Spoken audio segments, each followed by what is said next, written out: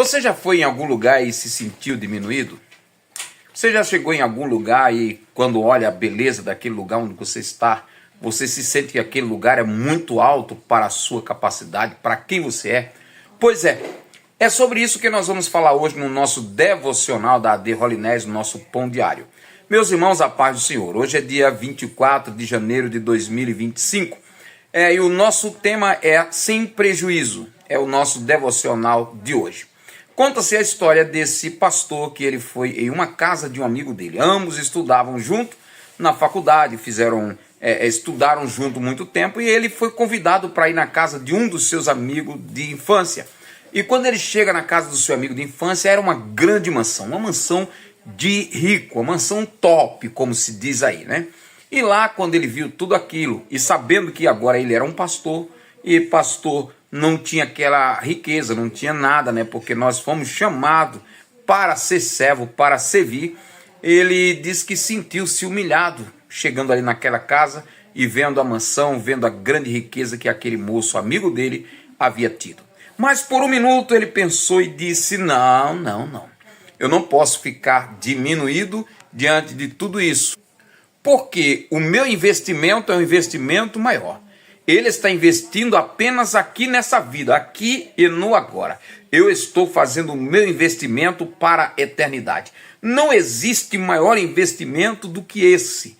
Investir na sua eternidade, no seu futuro, e investir no reino dos céus.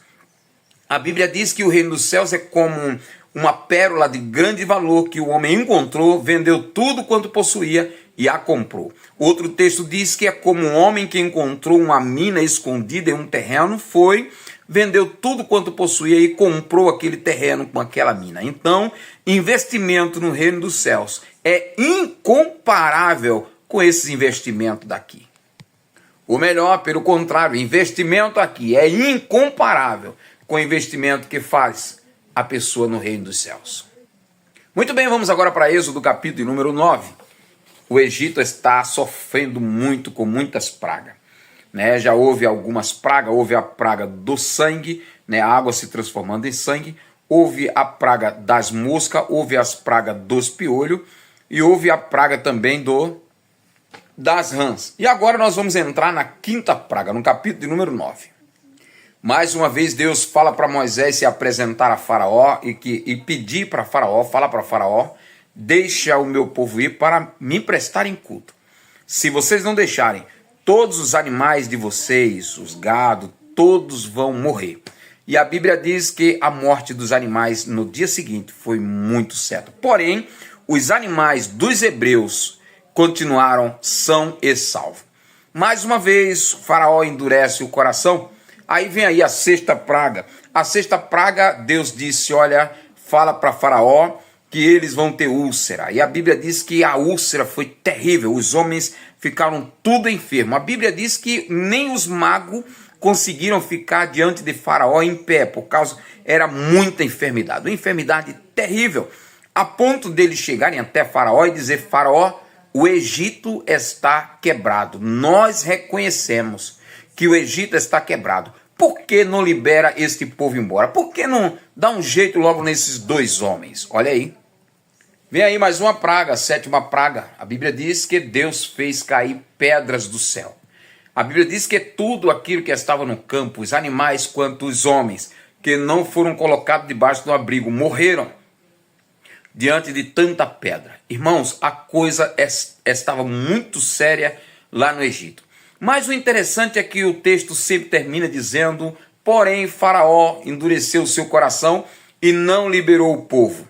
E diz também sobre Moisés. Moisés sabia, porque Deus já havia falado para ele que Faraó não ia ouvi-lo. Você algum tempo já teve a sensação de pregar, falar do amor de Deus e as pessoas não estarem ouvindo? Pois era isso que Moisés estava fazendo. Ele entregava uma mensagem de Deus a Faraó e Faraó não ouvia. Tem pessoas que a gente prega, ministra e a palavra parece que entra no ouvido e sai no outro. Não é verdade? Você sabe quanto tempo Jeremias pregou sem ser ouvido por ninguém? Mais de 20 anos. Sabe quanto tempo Isaías profetizou sem ninguém lhe dar ouvido? muitos anos também, mais de 20 anos ele pregou sem ninguém dar-lhe ouvido. Então, o que eu estou pregando até agora é pouco tempo perante eles.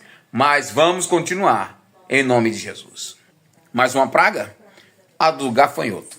Agora, o Egito está infestado de gafanhoto. Gafanhoto em tudo quanto é lugar. Gafanhoto dentro de casa, gafanhoto na roça, gafanhoto no palácio. O Egito estava empesteado de gafanhoto. Mas mesmo assim, Faraó se recusa a liberar o povo de Deus para irem até o deserto prestar o culto. E eu achei interessante quando eu li isso aí pela quarta, quinta vez, que eu li que o objetivo era que o povo saísse do Egito e fosse até o deserto para prestar culto. Você já percebeu como Deus valoriza o culto? Como Deus busca o seu povo para lhe cultuar, para lhe adorar, para lhe prestar culto? Em contrapartida, tem muitos de nós que não valorizamos o culto. Não valorizamos um culto de ensino, não valorizamos um culto de estudo bíblico, não valorizamos um culto da palavra, não valorizamos o culto da família.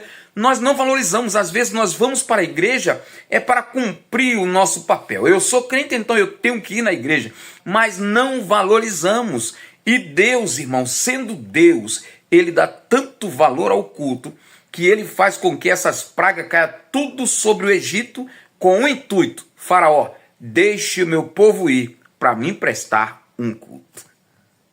Próxima vez, fica a dica: leve um culto a sério. Um culto é de adoração ao Senhor nosso Deus.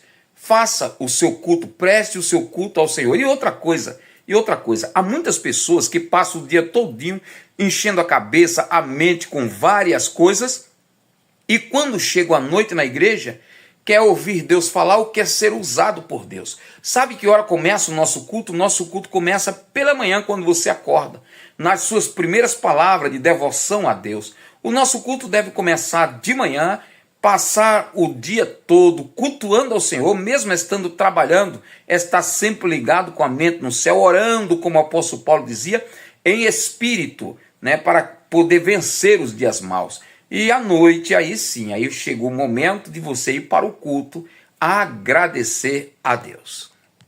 Bom, mais uma vez, Faraó é vencido aqui pelo cansaço e pelas pragas. Então ele chama Moisés e diz: Moisés, deixa eu lhe fazer uma pergunta. Quem é que vai adorar, quem vai cultuar com vocês? E Moisés disse: olha, as crianças, os jovens, as mulheres, os animais. Ele disse: não, tudo bem. Vocês podem ir, mas as crianças fiquem. Moisés disse: não. Mais uma vez, Faraó é um tipo de Satanás. O Egito, tipo do mundo.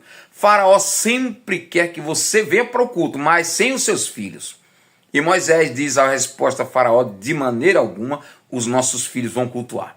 Aí a Bíblia diz que Faraó chama ele mais uma vez e diz: tudo bem, vocês podem ir, os jovens, os velhos, os filhos, as mulheres, mas deixem os animais. Aí Moisés responde e disse: não, é porque é eles que nós vamos oferecer em sacrifício, mas não precisa levar todos. Aí Moisés responde: nós não sabemos o que Deus vai pedir a nós, nós não sabemos o que ele vai exigir de nós, por isso o que é nosso nós vamos levar tudo, não vai ficar uma unha sequer aqui no Egito. Bom, agora está partindo para a última praga, a promessa da última praga. Moisés chega a Faraó e diz: Faraó, assim diz o Senhor, eu vou matar todos os primogênitos do Egito, todos os primeiros filhos, desde o rei do Egito até a todos aqueles que estão atrás da pedra, aqueles que estão moendo, até aqueles que estão na moinha, todos vão perder o seu filho primogênito. A Bíblia diz que Faraó fica irado e expulsa Moisés da sua presença e diz para Moisés: nunca mais você vai ver o meu rosto. Moisés também um pouco agora nervoso, cansado pelo tempo, Moisés responde e diz: verdadeiramente, nunca mais você vai ver o meu rosto. Quer que eu diga? Não viu mais mesmo. Não viu mais mesmo. Por quê? Porque a Bíblia diz que Deus não se deixa escarnecer. Tudo que o homem semear, isso ele vai colher. Então, nos próximos capítulos você vai ver o porquê Faraó não viu mais o rosto de Moisés. Vamos para frente? Livro de Lucas, capítulo número 11. nós vamos encontrar aí Jesus curando agora o filho de uma mulher cananeia. Ela vem atrás de Jesus gritando: Senhor, socorre-me, Senhor, a minha filha está miseravelmente atormentada, está endemoniada.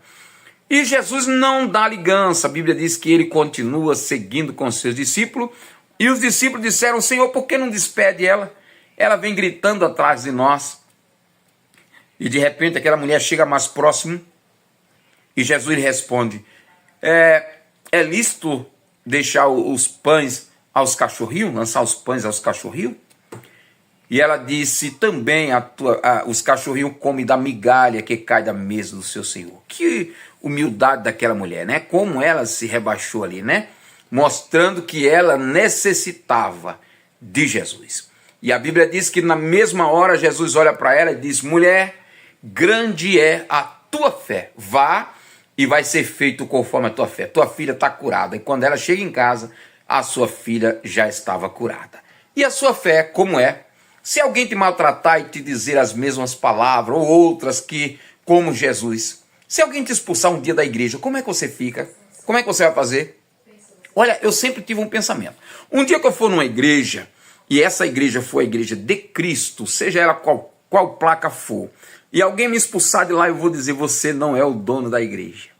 Esta igreja foi comprada e lavada com o sangue de Jesus. E outra, Jesus, irmãos, ele falou aquilo para a mulher e serviu de testemunho para cada um de nós. Um dia eu ouvi alguém dizer que ele fazia uma oração assim dentro da igreja, um novo convertido: Jesus, eu sou igual aquele cachorro, que as pessoas batem o pé, o cachorro vai embora, mas amanhã ele estará aqui de novo.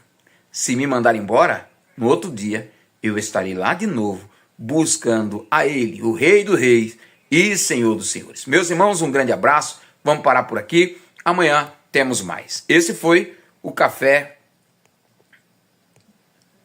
o nosso devocional diário da AD Holinés.